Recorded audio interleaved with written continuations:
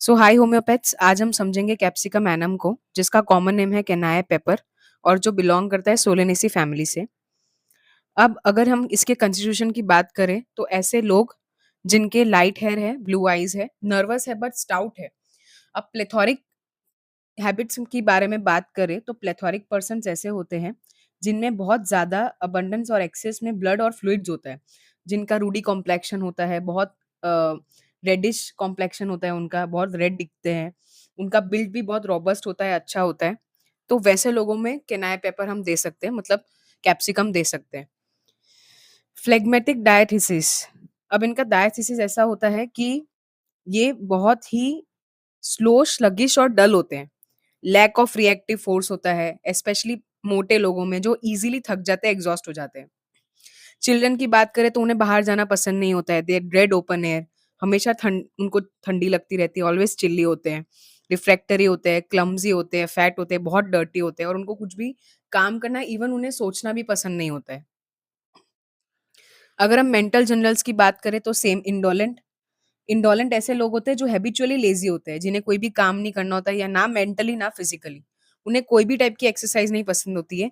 Yet वो लोग बहुत जोवियल होते हैं, मतलब हैप्पी और फ्रेंडली होते हैं, बट फिर भी उन्हें बहुत छोटी-छोटी बातों पे गुस्सा आ जाता है। मेंटल जनरल्स में अगर और डिटेल में जाए तो उन्हें अकेले रहना पसंद है, सोए रहना, लेटे लेना पसंद है, होम सिकनेस होता है, ठीक है? घर होते हैं या घर से बाहर होते हैं तो भी उन्हें घर की याद आती रहती है। रेड चिक्स होते हैं और उसके साथ उन्हें स्लीपलेसनेस होती है। फिजिकल जनरल्स की बात करें तो एज़ वो एक मिर्ची है, रेड चिली है, तो बर्निंग एंड स्मार्टिंग सेंसेशन होता है, जैसे कि किसी ने मिर्च छिड़क दी हो या लगा दी हो, थ्रोट में, अदर पार्ट्स में। एक्चुअली में जो कैप्सिकम है उसका अगर हम मोडालिटी देखें तो उसे हीट से एमिलोरेशन होता है, पर ये जो बर्निंग स्मार्टिंग सेंसेशन है उसको उससे हीट से एमिलोरेशन नहीं होता है।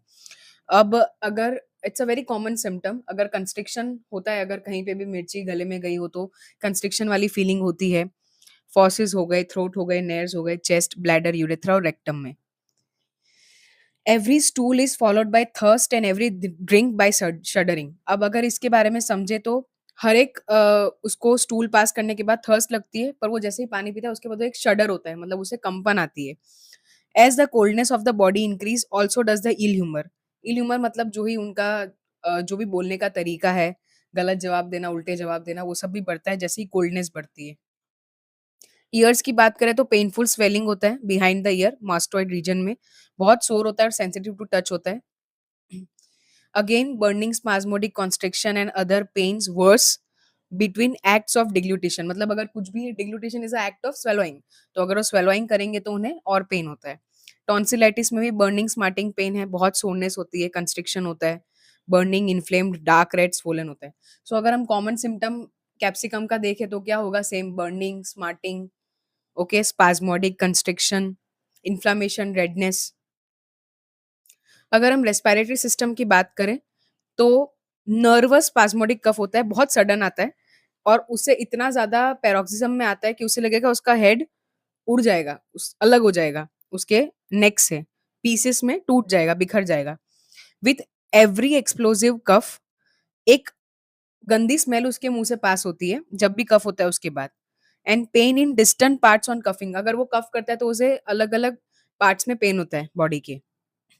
अगर हम मोडालिटीज़ की बात करें, तो हमने बात की थी एमेलियोरेशन is by eating and by heat. और एग्रावेशन की बात करें, तो ओपन एयर में उसे एग्रावेशन है, अनकवरिंग से एग्रावेशन है और हवा से उसे एग्रावेशन है। Thank you.